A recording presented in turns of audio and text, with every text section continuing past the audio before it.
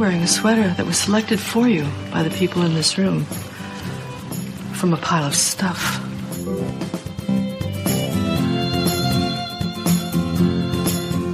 Give me a full ballerina skirt and a hint of saloon, and I'm on board.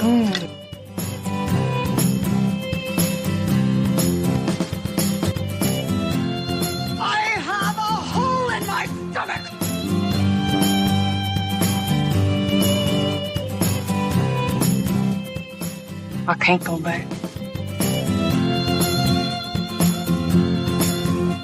Welcome to the She Became Visible podcast.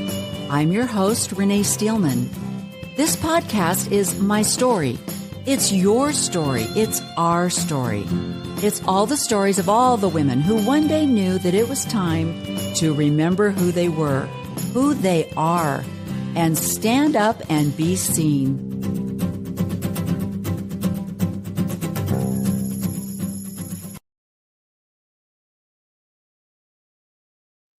Good morning, all of my She Became Visible people. I am coming to you this beautiful sunny day from Arizona, where the high today will be 73, and it's going to be a beautiful, beautiful day. And I'm sorry for all of you who are going through the weather stuff that's going on. But I want to talk to you today, and I want to give you a heads up that today is a very, it could be a triggering topic for many of you because we're going to be talking about abuse in religion. And the reason I am bringing this into She Became Visible is because I just last weekend attended Restore 2025, a conference restoring faith in God and the church. It was held in Chandler, Arizona, and it is primarily the work of Julie Royce. And I want to start out by saying that I am not a religious person. I would probably describe myself as an agnostic. It's really a matter of my priorities in the time I have to think about what's going on. And I want to think about what's going on in the reality of the life that I know, which is the life that I am living currently upon this earth. I don't have any memory of a past life. I don't have any information that can be verified of a future life. Therefore, I want to concentrate on the life that I have knowledge of, which is the life that I'm currently living. That's where I stand. Now, I grew up in a Methodist family. My family's family were all a believer in Jesus and probably a more Protestant Methodist belief. And I believed in Jesus Christ, not really knowing a lot about the entire atonement thing. As a child, you just kind of grow up with the knowledge that you're given. You're taught to pray, so I prayed. You're taught to love Jesus, so I loved Jesus. But I didn't have any knowledge to back up those beliefs. And so the more knowledge that I have acquired as an adult, I have chosen to not rely on unsustainable information, unprovable information. And what I have seen in religion is more abuse and power and autocracy than I see a truly loving, giving community. And that's unfortunate for me. And I applaud those of you who have found comfort in your religious community. But the reason that I attended the Restore conference with Julie Royce, who is an evangelical, God and Jesus Christ believing person, is because her purpose is to bring to light the abuse that is being done in the religious community of evangelicalism. And she concentrates 100% on the evangelical world. And when I went up and talked to her, I asked her if she had ever done a podcast or a YouTube on the abuse in the Mormon church. And she said, no, that's not my tribe. That's not who I know.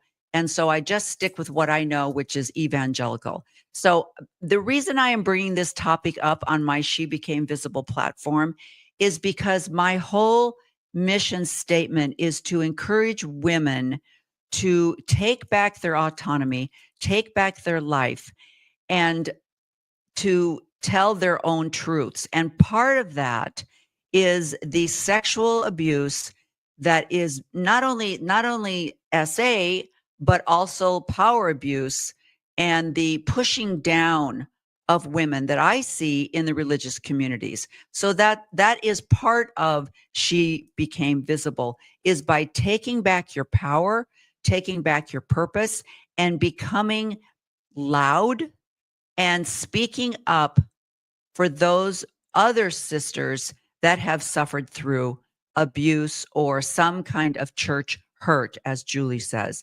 Now, let me bring this into, oh, let's see what we got here.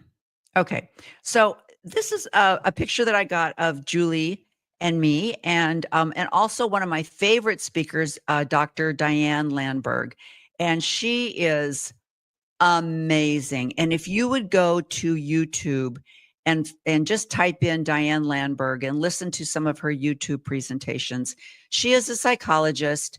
She was trained in the 70s, and back when women would go to their clergy and they would try to tell their clergy that they had suffered some kind of abuse from someone in power, a male person in power and authority, they were brushed aside. And so somehow she had a young woman come to her stating that she had been actually abused by her father.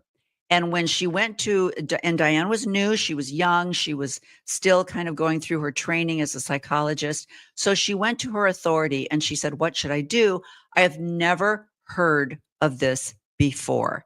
And I love that she said that, because as in my case, I have never experienced any kind of abuse besides just the typical misogyny that you get in a patriarchal society.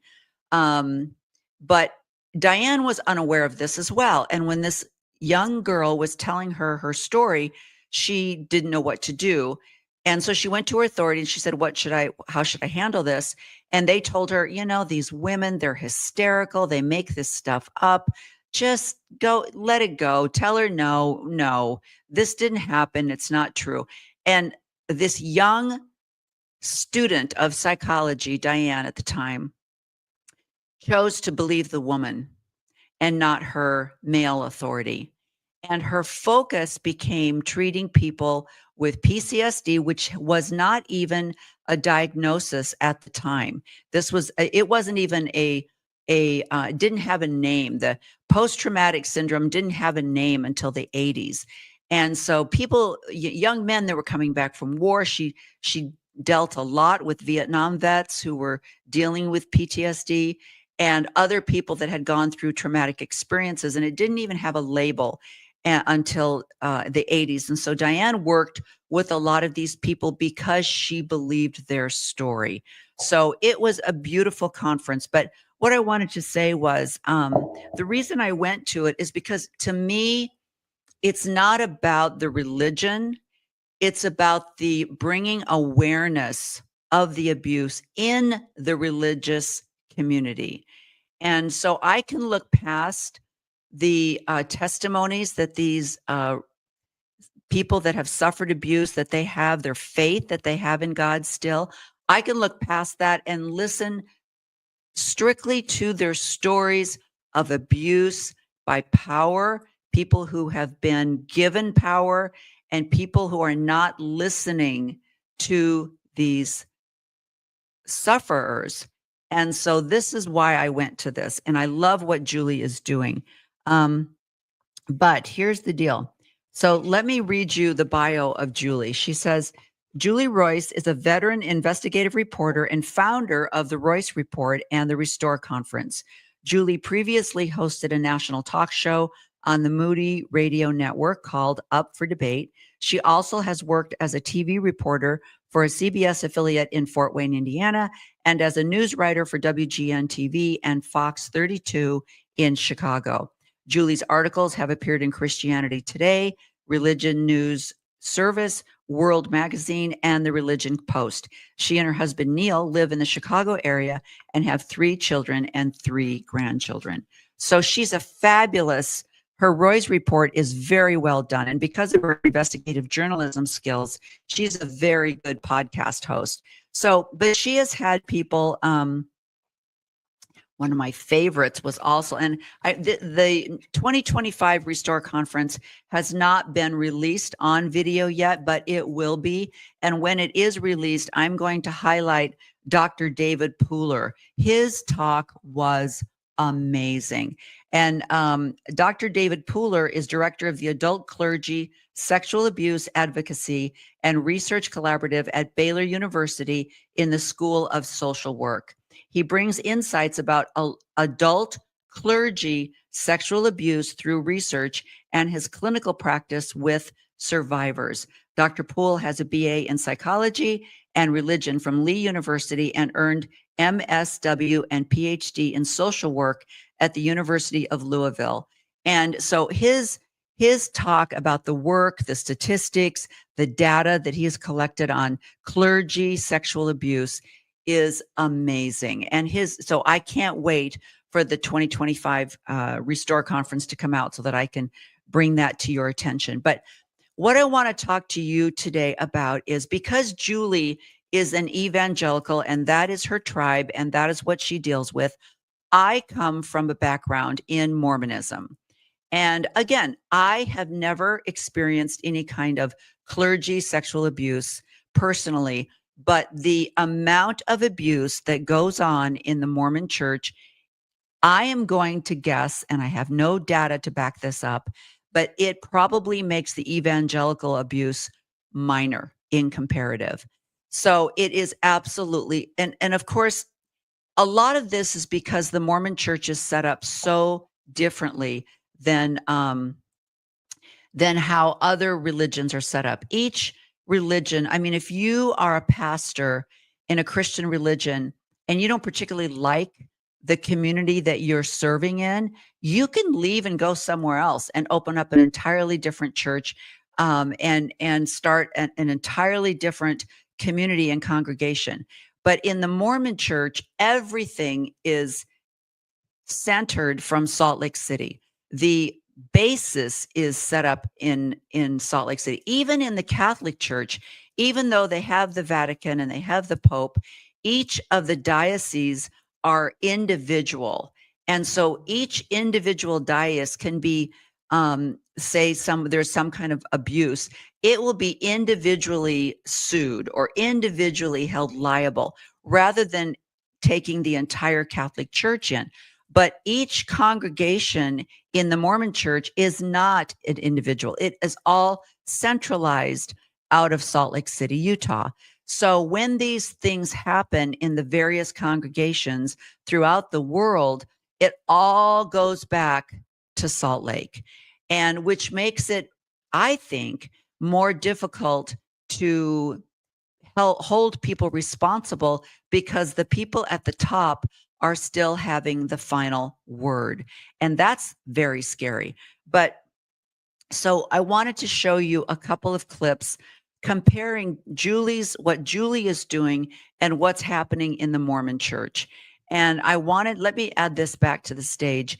There is an amazing organization called Floodlit, FLOODLIT.org, floodlit.org. And this is an example of their page. If you go to their page, and they are keeping track of sexual abuse. And what I love about them is this is not just people that have been accused. They actually have to be charged legally with the abuse. And I don't know if you can see it here.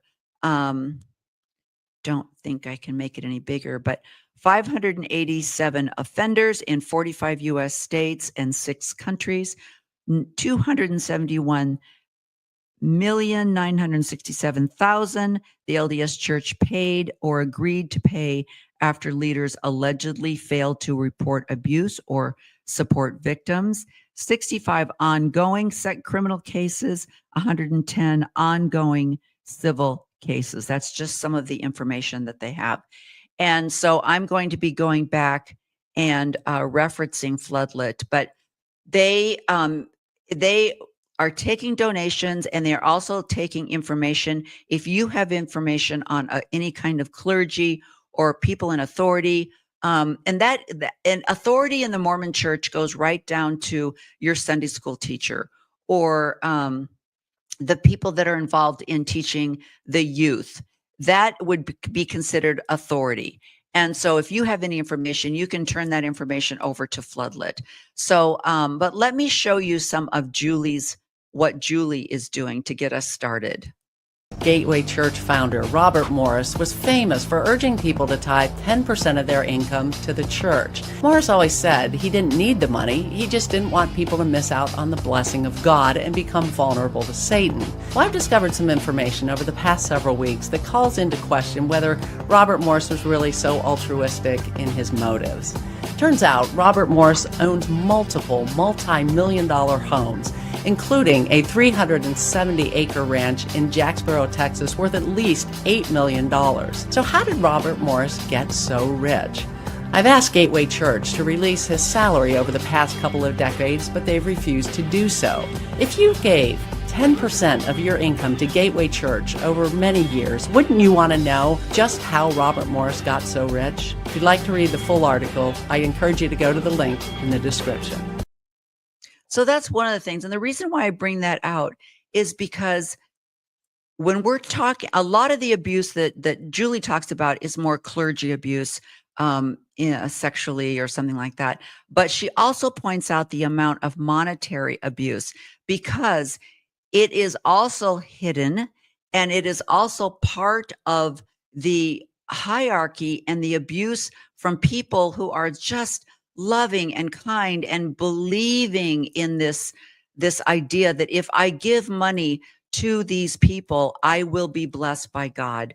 And again, the reason why the Mormon Church is not often in the news, although it is now, because of money situation. They were just recently sued by SEC and had a $5 million penalty charged against them for having over 13 shell companies and hiding their money that is being turned into investments. So it is starting to come out, but the Mormon Church claims that they do not pay their clergy, that it is a lay clergy. So when you have a congregation that is known as a ward in the Mormon Church, you will have a bishop and 2 counselors, and they do not receive a salary. So any money that is taken in from the church in the form of tithing or donations is sent directly to Salt Lake.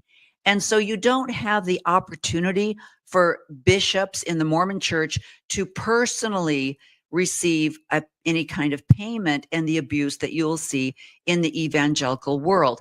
However, the people at the top in Utah are paid a salary, and the top 15 receive a over 6-figure salary.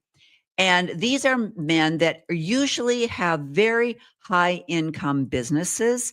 They have retirements, they have 401ks, but they profess that because of the amount of time that they willingly donate to the church in the position of being an apostle or a member of the first presidency, that they need to be compensated for their work. But the reality is, they are not only monetarily compensated, but they have other things paid: their housing, their electrical bills, their transportation, their travel, their children are given free educations.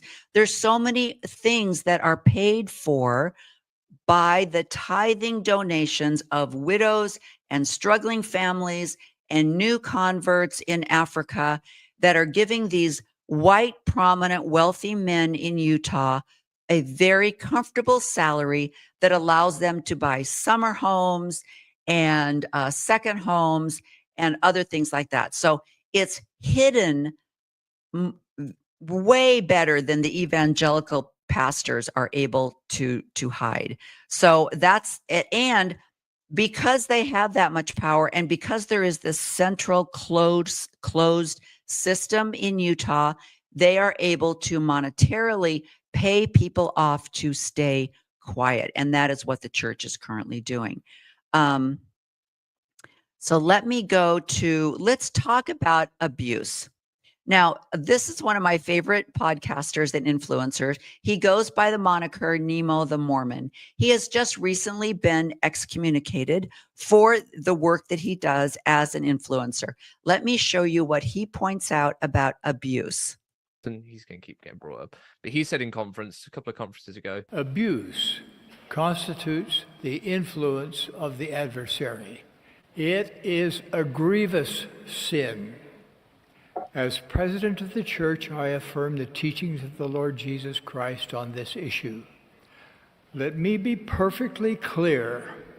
Any kind of abuse of women, children, or anyone is an abomination to the Lord. The Savior will not tolerate abuse, and as his disciples, neither can we. He was very firm. We don't tolerate abuse. We don't tolerate abuse. The church isn't very good at defining what abuse is or talking about what abuse looks like in our communities. It's very easy to say abuse is bad. Yeah, we all agree abuse is bad. Do you want to give me any sort of heads up on what abuse in my community might look like so I can watch out for it and stop it, perhaps?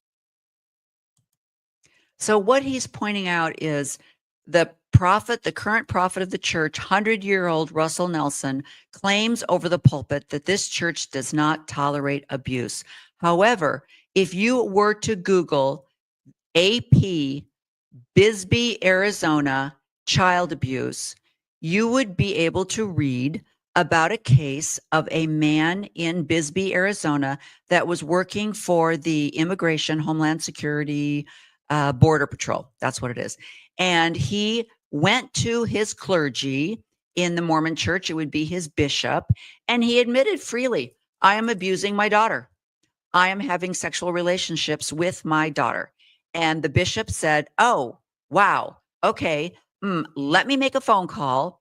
And so he called what they have in the Mormon church. He called the helpline. And the helpline is actually staffed by volunteers who turn over the calls to lawyers. And the lawyer's main concern is keeping this quiet and keeping the church's name out of headlines.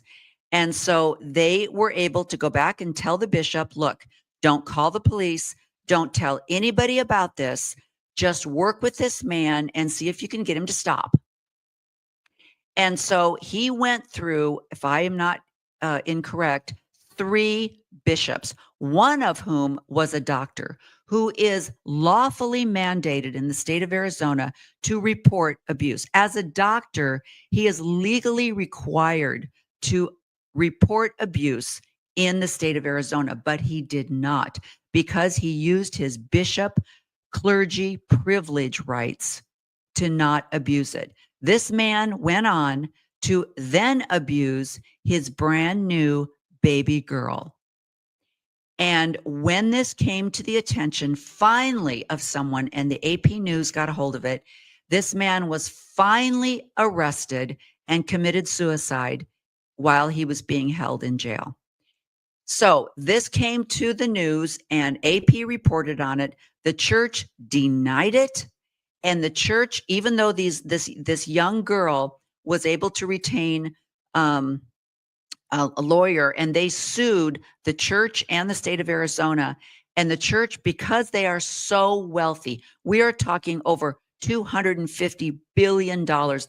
They have more money than the Gates Foundation.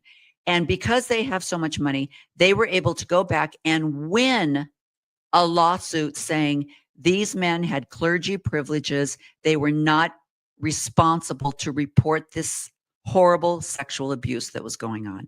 The reason why they found out about it is because this man was actually putting videos of him abusing these children on the internet. Someone in Sweden, I think it was, saw it and then reported it to Homeland Security. And that's how it was finally revealed. But the church paid the people they needed to pay.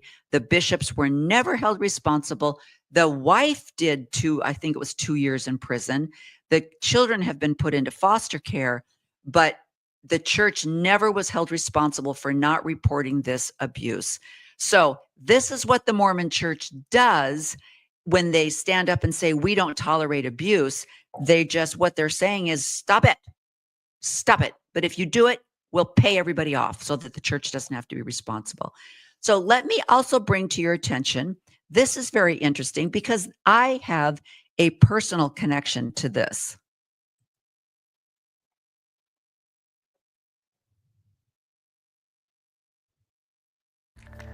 This is KGW News at 11. And happening right now, a lawsuit against a former Wesleyan doctor is growing. 29 alleged victims now say that the doctor sexually abused them. Tonight, Catherine Cook spoke with 5 of those women. They wanted to share their stories in hopes of empowering others to come forward. First off, this is all uncomfortable for me to share.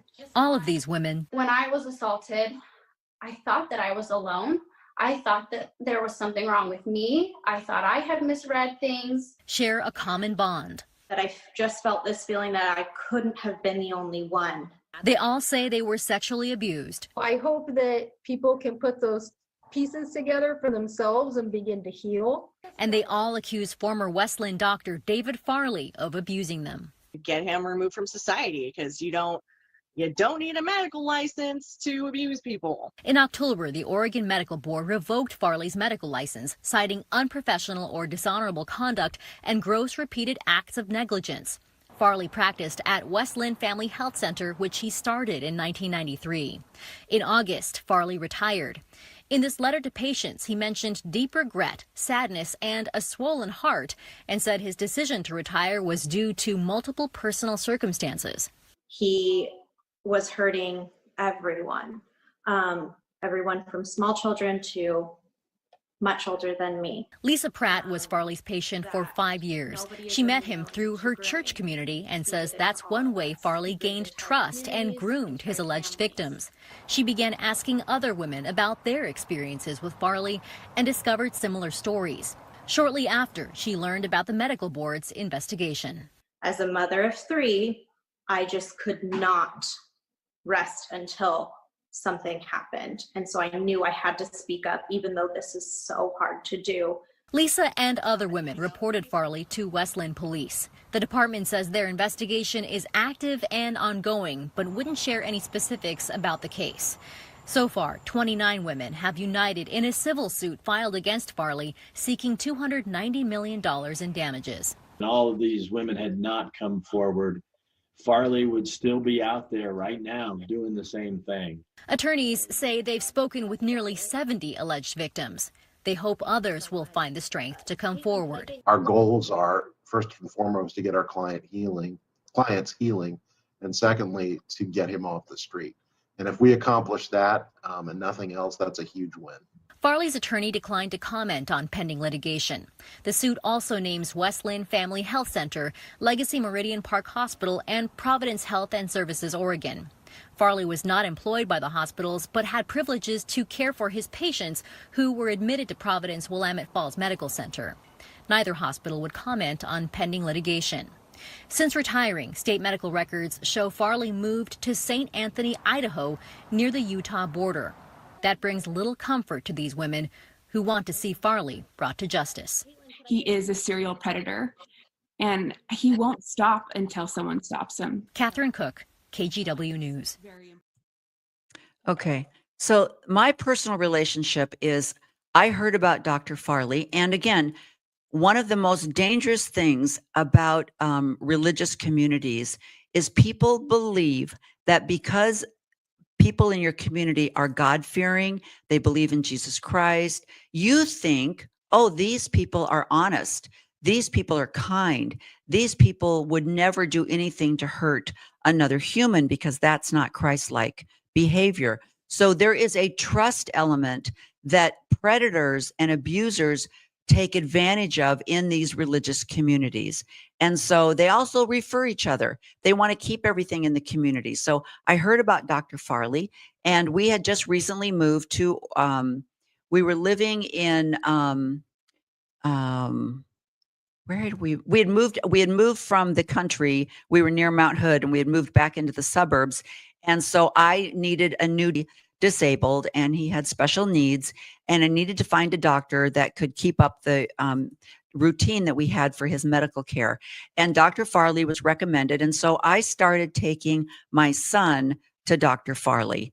And so Dr. Farley was a family doctor. He was not an OBGYN, but he did a lot of births, and he did a lot of OBGYN type of medical care. And but because he was a family doctor, he also treated everyone. And so he was treating my son, and my son just needed medications and things like that.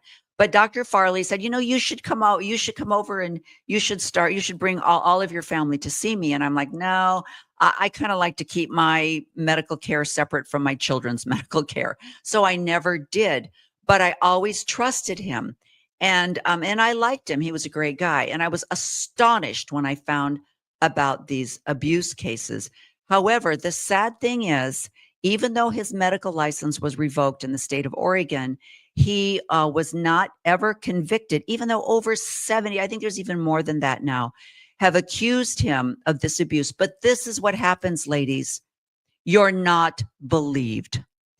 And it takes each other. If it takes that one woman to become vocal for the other abuse victims to say, that happened to me. Thank you, sister.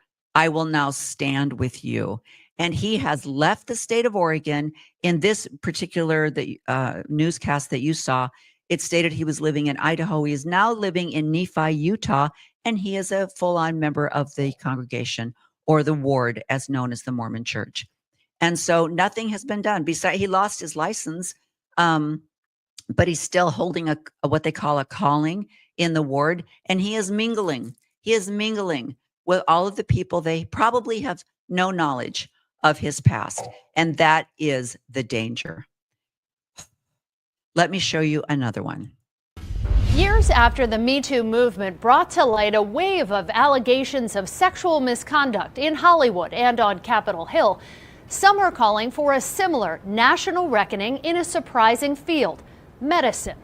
Sexual misconduct by doctors is a rare occurrence, but when it happens, it casts a dark shadow over a profession built on trust.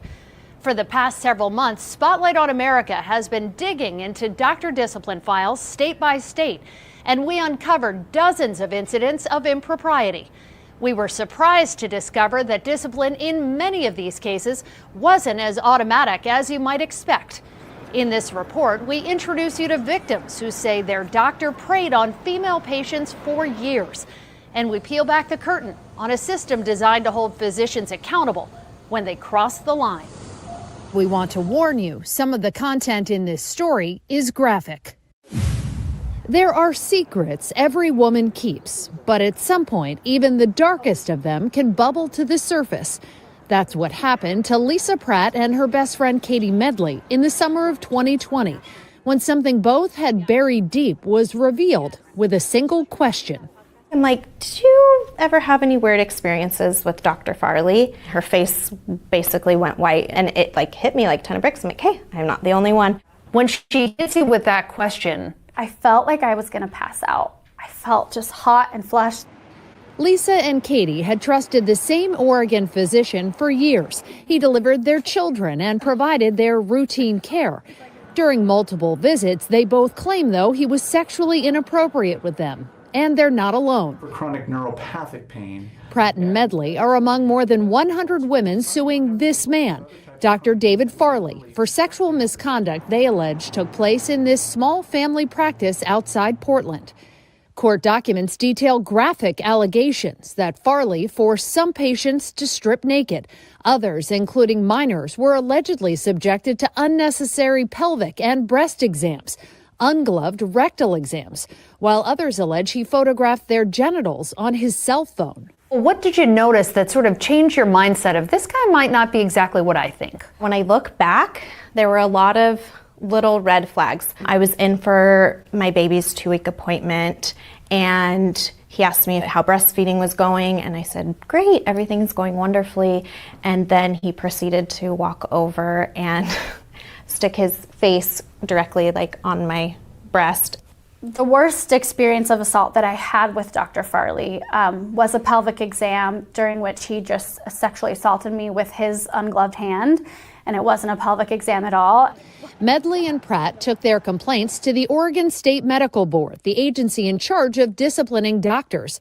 It initially allowed Farley, whose attorneys did not respond to our repeated attempts for comment, to voluntarily withdraw from practicing medicine without admitting any wrongdoing, pending an investigation. Weeks later, his license was revoked by the board. If it weren't for us coming forward, his license would not have been revoked. He would have been able to quietly step away. So you're just sort of collateral damage until they put something out? Yes. Yeah. How's that feel? Awful. It hurts. It's absolutely devastating. And it's not unique to Oregon. A Spotlight on America investigation dug through doctor discipline records nationwide going back a few years. We found dozens of incidents of sexual misconduct by physicians from coast to coast, as well as evidence that some state medical boards failed to take quick or strong action to hold doctors accountable. It is outrageous that the medical boards aren't doing a better job. Dr. Sidney Wolf is the founder of the health research group at Public Citizen, a consumer advocacy group in Washington, D.C. He's been raising the alarm about sexual misconduct in medicine for years. Okay. So can you imagine taking your daughter, your young daughter, to a doctor who is funny and happy and trusted in the community, has such a great reputation, was holding a position of authority at the church, only to find out later that he had sexually abused that young girl and that nothing was done. That's the sad part, that nothing was done. And I love that women are speaking out. And I would love to know how those women are being treated in their community. But let me show you this, because I think the important thing is there seems to be a huge correlation between abuse and money. It's part of the power structure. First, they ask for your money, and then they start taking your daughters and your wives because there's more power in that. It's as old as time.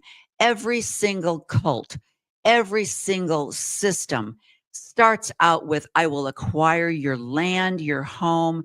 Now I will take all of your property, your money, and now I will take your women. And then I have all of the authority. And this is true in the religious community as well. Let me just show you a little bit of this. Religion has been a cornerstone in shaping civilizations and guiding cultures across the globe. But beyond their spiritual influence, some religious institutions have quietly built vast financial empires that rival some of the world's largest corporations. These churches not only lead their followers in faith, but also manage immense wealth, owning vast properties, funding large-scale humanitarian efforts, and strategically investing in industries that extend their influence far beyond the spiritual realm.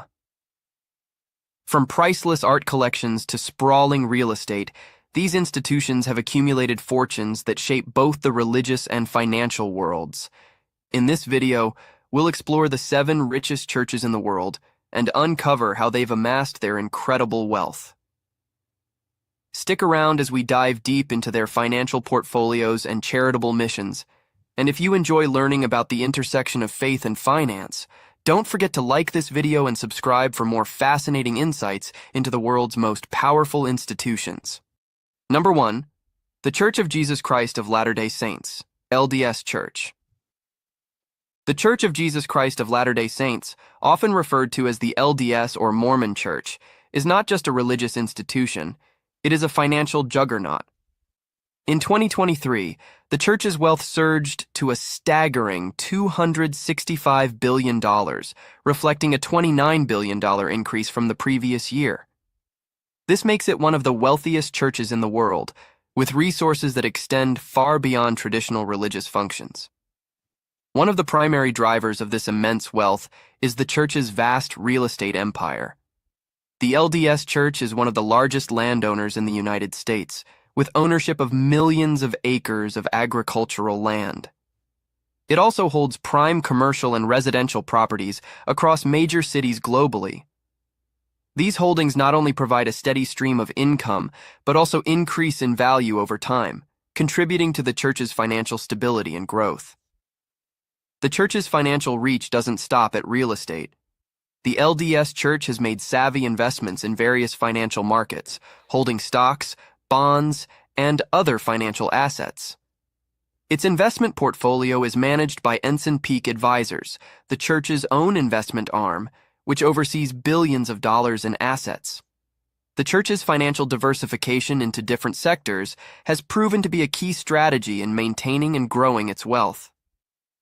Despite the eye-popping numbers associated with its finances, the LDS Church places a strong emphasis on philanthropy and community support. It directs a portion of its wealth toward humanitarian efforts around the world, particularly in disaster-stricken regions. The church has funded disaster relief operations in the wake of hurricanes, earthquakes, and other natural calamities, providing food, water, shelter, and medical aid to those affected. Moreover, the LDS Church is deeply involved in educational and social initiatives. It runs several charitable organizations focused on improving education, alleviating poverty, and increasing access to health care in underserved communities. For example, Okay. So the thing about this is the amount of humanitarian and charitable work that the church does in percentage wise is so extremely minute. It is laughable. This $265 billion church will give out a few million. I think it was the horrible flooding that happened in North Carolina. I think the church, with quite a lot of pride, announced that they had delivered 1,200 pallets of water. 1,200 pallets of water. That's it? You have a $265 billion church and you passed out a little bit of water? And the thing that they also do is they count their volunteer work and they give it a monetary value and they include that in their statistics. One of the funniest things that I saw recently was they were working with the Bill Gates Foundation. The church is very clever. They don't want to spend money on the administrative costs of actually having a wing or a section of charitable, separating the charitable giving into a separate business. That costs a lot of money. And so rather than do that, it's cheaper and liability wise, it's safer to just give to other organizations. So they will donate to the Red Cross or they will donate to the Bill Gates. And that leaves them, look, all we did was give them money. That it's a liability cloak that they put on. And so they were working, I believe, with the Bill Gates Foundation in Africa. And they are so proud because they came up with a little plastic bowl and they could give the plastic bowl to these mothers whose children are starving in Africa. And each section of the bowl was separated into protein, starch, and I don't know what the other one was, fat. And then the mothers would know that they needed this much protein, this much starch, and this much fat that they could, and that would solve the world hunger cause. Because these mothers don't have any idea. Oh my gosh, you mean I should not have been giving my starving child in Ethiopia donuts? Like they have donuts? It's ridiculous. But they actually put that out in a news release, and people in the church were applauding it. Oh my gosh, isn't that smart? Yes, give those starving children a little bowl so they know where to put their nothing. They don't have any food. Okay. It's a matter of separating it into little sections in the bowl, but that's the kind of crap that they do. And then they applaud themselves for being so charitable. And it's just a laugh. So and the other thing is there have been reported a lot of non-disclosure agreements that the churches, when they find out about abuse, they will go and say, look, I've been authorized to give you $300,000 to keep this quiet. Let's just make this go away. And they've got so much money, that's what they can do. But I wanted to highlight a case that's in the news right now, and it is absolutely horrific. And it was highlighted on a recent Mormon Stories by John DeLynn, and I wanted to share that with you. Let me go past this introduction a little Hello, bit. everyone, and welcome to another edition of Mormon Stories. Cases, made aware to bishops into the church, to their law firm, to protect the church and not necessarily to protect victims. So I think it would be okay to go back a little bit. These are two amazing lawyers. Kind of what you do, what your firm does, and Certainly. anything else you want to say by way of introduction. So I'm Ann Andrews, the founding managing partner of Andrews and Thornton. We are a law firm that is of many things we do, a national law firm. We have cases across the country, but we have focused for many, many years on sexual abuse in many aspects of life. All churches, all organizations, schools, anywhere where we have found predators abusing children, our law firm has been there in the court seeking justice for those victims. And we're joined today by Kimberly Dagonia, and she can tell you about her background, but she and I. Isn't it sad that they have law firms now that are having to completely centralize their focus on the abuse in different systems, school systems and things like that? So I'm going to fast forward this a little bit. Let me see. Okay. We will ask what happened. We will determine what happened. The facts will be explored, discovered, and answered under the guidelines of law, which are under penalty of perjury. The church and whoever we subpoena to answer the questions, all the people you've mentioned and people beyond that will have to explain to us and explain to our client and this family what those gaps are and what happened. The why of it will be explained, and it will be all governed by a system of laws of fair play for the plaintiff be able to, in a legal proceeding, understand the facts and develop them to be presented at trial. So we're not there yet. Sure. We came here to talk about what we've pled. Yeah. And we're happy to listen to any things that Hopefully I'm not overstepping. Oh, So she's basically trying to get John to not speculate, not talk about why he thinks, and rather just stick to the facts. And she was really good at doing this and just absolutely amazing. So let me see if I can go past. There was a section here. Oh, it's just amazing at the very end. Consolidation as well. there are federal cases filed in California. So remember, there's a state court proceeding, and then there's federal cases. So we have cases filed in districts in California that are filed in federal court. We have them in multitude of states. And this is where I'm just totally clueless. So I know you can file federal or state. Can you file both state and federal? No, you want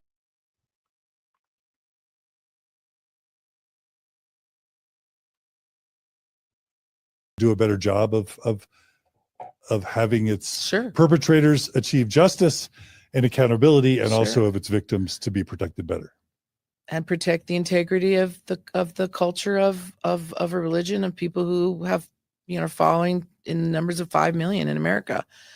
I mean, look, most people who know my background, I didn't talk about it very much, but I was one of the principal negotiators of the National Boy Scout bankruptcy settlement that did mandate through a survivors committee that mandated reform within the Boy Scouts, used policies that are now instituted nationwide in youth groups and followed by churches, by youth groups and schools, systematically for the safety of children. We want children to be able to go to programs. We want them to be able to go to camps. We want them, and the Mormon Church has many common things.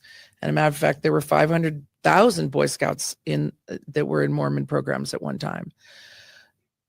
There are very safe, practical systems in place in organizations and churches included that if they chose to follow them, they could be enacted easily. Why they don't is going to be up to them to explain to a jury. If they came to us and said, "And why they don't?" That is the question. There are so many ways to have these beautiful programs. And by the way, the Mormon Church just chose to pull itself out of the Boy Scout program because there were so many litigations of abuse. The Boy Scout program was practically just here are your innocent children pedophiles. Please join us. You will have access to them. And the Mormon Church protected the people because the church is a lay church where they don't pay people. They do what they call it a calling. So they will a bishop will ask a member of the congregation into his office and say, you know what, I've prayed and I got a message from God that you should be the new Boy Scout leader in our ward or congregation. This person could have absolutely no Boy Scout background. He might have a couple of boys in the Boy Scout program. And so that leads him to somehow have the authority and training to be a Boy Scout leader. And so these men with no background checks, absolutely no background checks whatsoever, were called into the Boy Scout program. They're working with these little boys. They're sleeping in tents overnight. They're taking them in remote places. And the abuse and the accusations were astounding. The church just chose to pull out of the Boy Scout program. And then I think they're still trying to settle on these cases. There's been so many cases, and they're trying to just come up with what if we just give you this much money? Will that make it all go away? So that's a little bit about that. So let me go on a little bit. We'd like to sit down with you, and as part of the resolution of this case, enact policies that we would like to change the way the church operates up to the apostles and quorum levels, and see to it that it has real teeth, and see to it that it has real reporting like the Boy Scouts has now, because of this group that grew out of the bankruptcy formed by my firm and other firms, a coalition of firms that protect youth activities and scouting. That's in their world. It's not, I mean, imagine if something like that were to happen. Imagine if the church would start taking responsibility for what it's doing and work with professionals like her and change the system. What would happen if the system was changed so that children were safe? And there was a man, his name is Sam Young, who did exactly this. He did not lose his faith in the church, but he wanted to change the system. Please stop allowing older men to meet with 12-year-old little girls and boys behind closed doors. It's not a good idea. And because of his work, he was excommunicated. That's how the church handles it. But I want it so.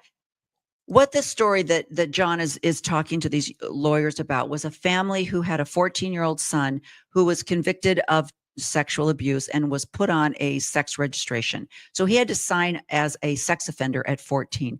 But when he got to be 18, they were able to expunge his record, and they did everything they could to have all of that news and information kept silent away. There was a bishop that never told anybody about it. So he's going to church. He's working with other kids. He's being around other kids. No one knew that he had a history of being a sexual offender. And so this family, this father had a ladder.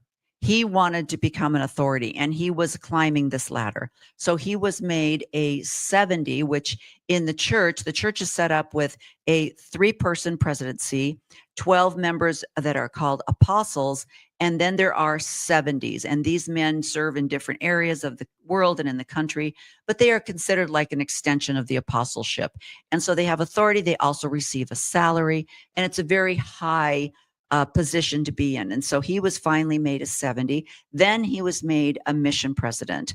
And while he was serving as a mission president in Madrid, Spain, he invited his entire family to come to Spain and spend Christmas, and the church paid for it. The church paid to fly his family to the home, the mansion that they were living in Madrid, completely paid for by the church. The man was receiving a salary. All of his expenses were paid. And while the family was there, this young boy who was now, I think he was older, he might have been 17 or 18, he abused a grandchild. The grandchild was a baby. And so when the father finally found out about it, long story short, he is now suing the church and his parents for keeping this quiet. And so it's a horrible, horrible story, but it's a perfect excuse of trying to use money to make this abuse go away. So I'm not going to share. Let me see if I decide I want. Let me just put this on a little bit.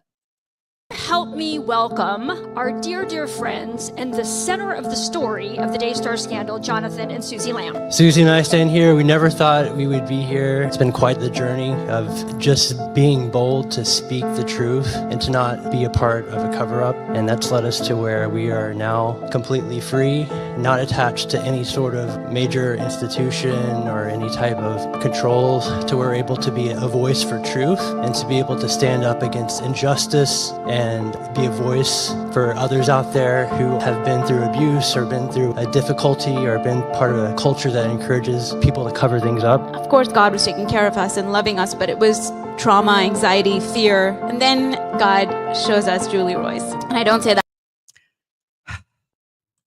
This is very hard for me to watch.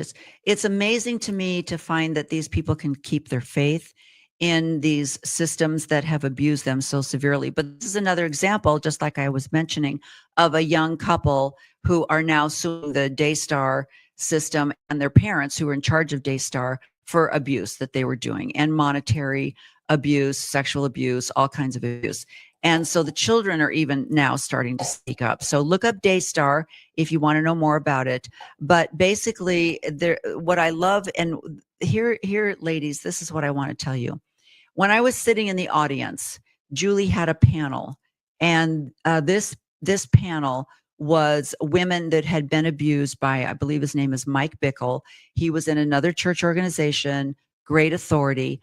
And when one of the women spoke up, of course, that led the other ones to say, I can now speak up too. They told their story. They told about the community that had rallied behind them and helped them to bring this all to light. And then Julie turned to the audience and she said, if you have suffered abuse, raise your hand. If you want special prayers for you. And there were quite a few women that raised their hand. And so the neighbors that sat around them in this audience went and put their hands on them, and the audience began to pray for them. Now, again, this is not my jive. I'm not a believer in this, but I loved watching these people care for each other. But what really shook me was the sobbing that came from some of these women. Absolute sobbing because of what they had lived with. And ladies, when I do my show on She Became Visible, I'm going to be talking about health and nutrition. I'm going to be talking about reaching out and doing things that you've always wanted to do. But this broke my heart, mainly because this audience, primarily the demographic, was my demographic. So these are women who had held this secret in their hearts for 20 and 30 years, not thinking that they would be believed, or not thinking that anyone would come to their aid. And it took a modern day generation and the news and the way news is distributed now for these women to see that they can become visible, they can tell their story, and they are getting the support that they've always needed. And that's my point of talking about this today on She Became Visible. So I am urging you to let the little things that I've shown you today, I just want these to be tidbits for you to take into your own search. Google all of these people, the churches, just type in Julie Royce, watch some of her YouTubes, and Daystar and Mike Bickle, and look up these people, look the abuse in the Mormon church. They have a helpline. Over 1,000 a day people call on this helpline.